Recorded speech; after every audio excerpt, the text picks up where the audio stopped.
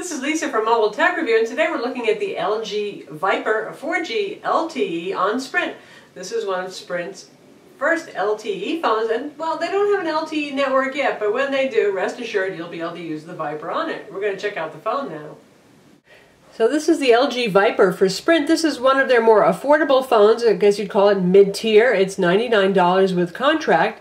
And it has a 4-inch, very bright IPS display that claims 700 nits of brightness. Now, it hasn't been burning my retinas exactly, but I'll take their word for it. It is pretty darn bright.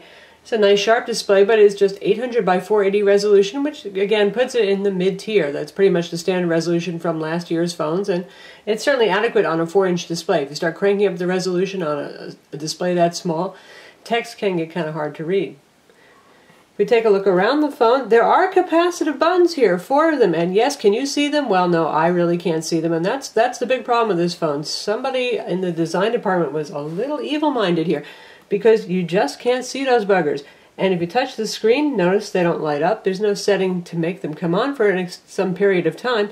You actually have to touch a button, which means you better remember where it is, because you don't want to hit the back button if you're in the middle of a game and you're hoping to hit settings or something like that. But once you do touch them, there they are. Oh, gosh, went away real quick there, but there they are. So those are your 4 front capacitive buttons, which we are trying really hard to show you. And I'll keep my finger on it so you can see there's your back and your search. And on this side we have home and menu. You get the idea. As we take a look around the phone, it's fairly pocketable since it's a 4-inch device, fits in the hand nicely, but thin it's not. You know, thin phones are pretty in right now. This guy is a little bit of a chunky monkey. Not sure why that is. It has a 1700 milliamp battery inside, so it's not a humongous battery or anything like that. And you've got your volume controls on this side, your micro USB ports right here. Up top's your headphone jack, your power button. Nothing on this side. And down here is the pry-off point where you can take off the plastic back to access the micro SD card slot. Now that's plastic that looks sort of like brushed metal. They do a reasonably good job of convincing you. But overall the phone has, well, like kind of that 90s look or something. You know, it looks a little bit dated. 5 megapixel camera here, and we've got an LED flash. And if you want to see what's inside here, here's your battery, that's the speaker. And the micro SD card slot is right over here. And it comes with a 4 gig card pre-installed. Not such a huge card there, but again, it is a mid-tier phone, and it has 1.4 gigs of internal storage available.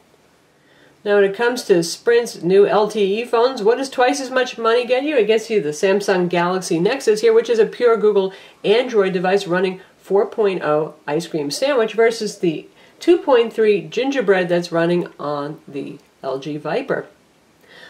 Certainly we'll be excited to see the HTC Evo 4G LTE, which is very similar to the HTC One X in a lot of ways. That's going to be coming out soon too, as another higher end phone for those of you who do have more money to spend on your phone. With this guy you get, well, about the same processor. You get more internal storage, 16 gigs on the Galaxy Nexus, 720p display, that's Super AMOLED HD, bigger also, display, 4.65 inches. And they both have NFC, and they both support Google Wallet. Sprint does support Google Wallet, so you can use that to make payments for your latte at Starbucks or wherever else you might find out that Google Wallet is accepted. In fact, if you get the Viper, you actually get some credit on your Google Wallet account, something like 25 bucks I think it is, so you can go and get a good number of free lattes. LG hasn't customized the UI too heavily on this, you know, what's known as the LG UI. We do have the Sprint ID packs instead, that's why. So we've got an ID pack running. It's the very basic Sprint one that just gives you all of the standard Sprint applications like navigation. We've got Sprint TV, got NASCAR, NBA, stuff like that that are installed on here. And you can see here's the Google Wallet application that was actually pre-installed on here. You can switch to other Sprint ID packs, obviously, using the Sprint ID app. And we've got Polaris Office on board too, so you can view, edit, and create MS Office documents. And other than that, you've got your standard Google Android apps. You've got Books, Google Play Store, all that good stuff, YouTube Player, it's all there. The phone runs on a 1.2 gigahertz dual-core Qualcomm S3, that's third generation Snapdragon CPU with Adreno 220 graphics. That's pretty good stuff. Again, you're looking at something that's comparable to the Galaxy Nexus and other phones.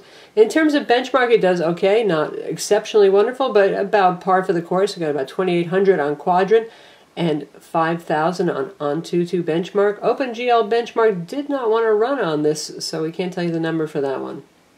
The phone has Wi-Fi 802.11b, GN, and Bluetooth 3.0, as well as the usual GPS that work fine in our tests.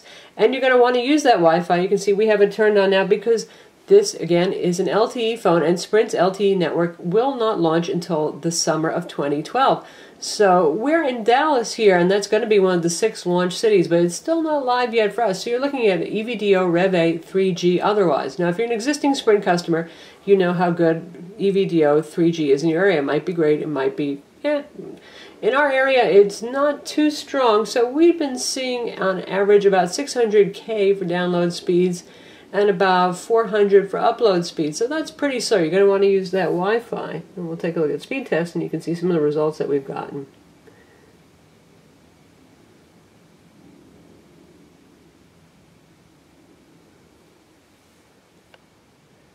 And the higher numbers, as you can guess, are when we had really full bars. Though actually, some of these numbers up top here, we had a very strong signal, but strangely we got fairly low download speeds despite that. But generally speaking, obviously, if you're going to have more bars of service, more dB, then you're going to get better download speeds.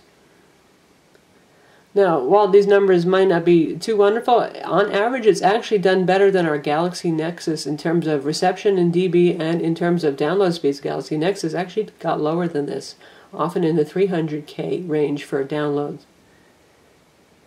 Reception is pretty good on this phone, and voice quality is also pretty good on it too. Call recipients said we were easy to understand, reasonably sharp sounding, and we had no trouble understanding them. And volume is, well, it's average for a Sprint phone, which is to say pretty good. You've got the speakerphone on the back, should you need it, and that also works obviously for multimedia. On the front we have a VGA camera for video chat, so you can use Google Talk video chat or Skype. And on the back we have a 5 megapixel camera that can shoot 1080p video. And though it's only a 5 megapixel camera, LG makes a pretty good camera phone, and we liked the shots that it took. They were pretty sharp, they had nice colors, and reasonably good exposure as well. 1080p video, sometimes a little noisy, a little bit jerky, but for a 5 megapixel camera phone, really it wasn't bad at all. So let's check out some of the services that are available on the phone. Of course, you have the standard Android browser. We'll take a look at that in a minute, and we'll also check out Sprint TV, and we're going to use Wi-Fi for that because our speeds are obviously not so great for streaming over 3G.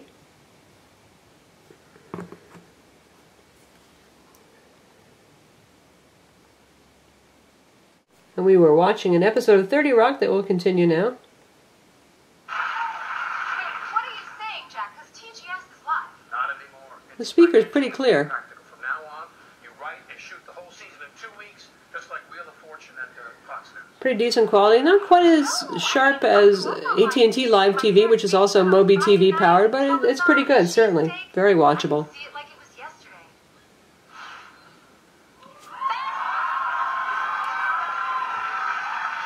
So that's Sprint TV on the LG Viper.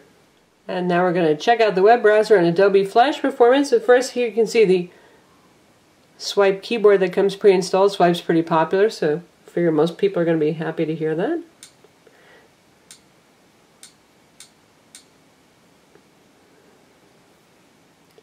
And we're doing this over Wi-Fi now since we want to test Adobe Flash, which just wouldn't be too much fun with a slower 3G signal.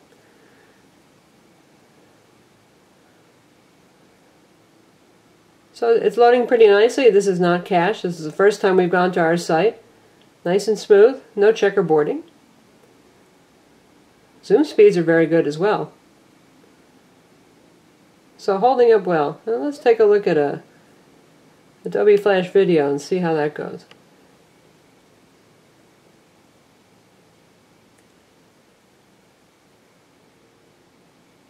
And we're looking at our Samsung Galaxy Tab 2 7-inch tablet video review here.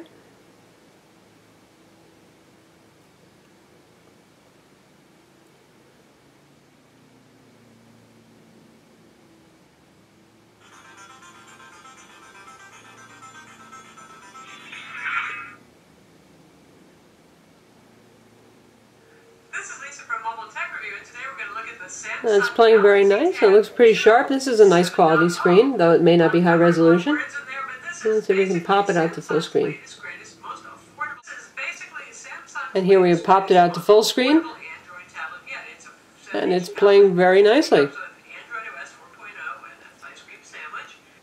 And now we'll check out 1080p video playback. This is locally stored on our micro SD card, and it's 1080p high-profile movie trailer.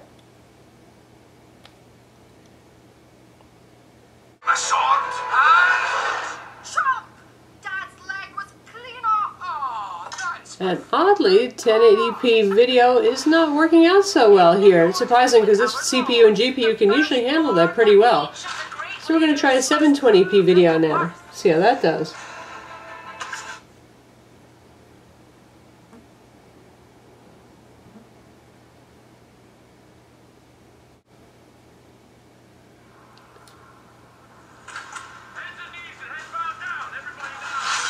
And we're doing much better here at 720p. Isn't that unusual? Well, 720p is certainly plenty enough to fill up this 800 by 480 pixel display. And right now we have volume set about 80% of maximum.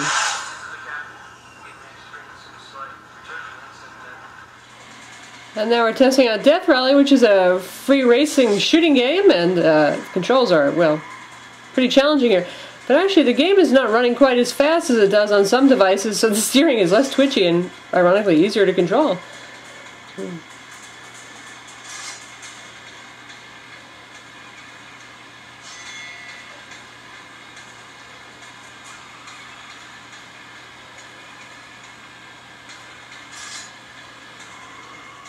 that's Death Rally on the LG Viper. And the phone can handle casual games, which are much less demanding, easily. If you want to play your Angry Birds, Plants vs. Zombies, not a problem. Works fine on the phone. It has a 1700 milliamp battery, as I mentioned, and battery life on this is okay. We got about 5 hours of actual talk time on the phone. Not the highest that we've seen on Sprint. By the way, you can disable LTE, since LTE isn't available yet. In fact, it comes from the factory with LTE disabled, so you don't end up wasting more of your battery power. So that's the LG Viper 4G LTE. It's available now on Sprint for $99 with contract, and you get a couple of freebies with that. You get some free Google Wallet dollars in your virtual wallet, and you get some additional Dropbox storage for those of you who are into using cloud storage. Cool things about the phone are the fact that it's fairly pocketable, though it's a little bit thick. It is a 4-inch form factor phone, and it's not one of those huge behemoths for those of you who hate the ever-increasing smartphone sizes. It has a bright and sharp IPS display capable of 700 nits brightness according to LG, and it has pretty good reception and pretty good voice quality. Overall, you can probably tell I'm not super excited about this phone. The looks are not really very thrilling here. Not that looks are everything, but performance is okay, but not really super fast given the CPU. Battery life is just okay as well. If you're looking to buy a Sprint smartphone, Android particularly, and you want to get LTE to be forward-looking about it, I would say Sprint says that they're going to launch like 12 LTE phones this year, so there'll be more coming in the affordable price range. I might wait and see if you're really looking to stick with that $99 or even less for price range.